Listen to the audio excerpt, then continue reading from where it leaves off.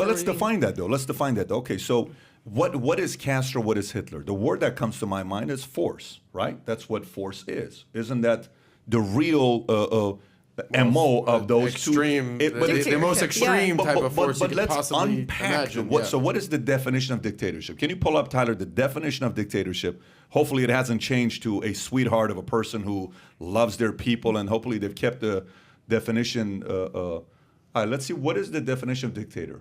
40 years of dictator. No, I want to know the definition of dictatorship. Type in dictatorship is a form of government characterized as a single leader or group of leaders that hold government power, promise to the people, and little or no toleration for political pluralism or independent media. Okay, By the so way, can you go back to the images real quick that you just had?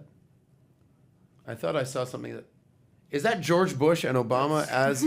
This is exactly what I'm talking about here, is when you use such rhetoric for people that are actually decent, you lose your argument. Yeah, but you're right. So the moment you drop that word Hitler, you lose credibility with me. The moment you drop that word, and on both sides, by the way. Exactly, and it's being used. Totally fine. But let me go back to this whole thing with calling him the dictator. When you think about the word dictator, what word do you think about? I'll give you a couple words I got. You said one of them. I said force. You said what? You said... I think of death. But what do you think about when you think about the word dictator? What do you think about? Words, specific words. Control. Control, okay, I agree. Totalitarian. Right. Totalitarian. So let's say force and control, okay? All right, so tell me what is force and control.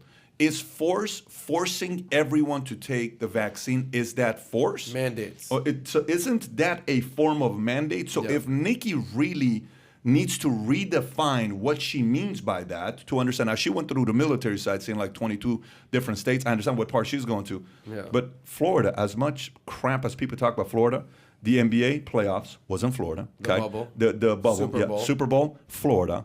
Bunch of UFC, bunch of comedians.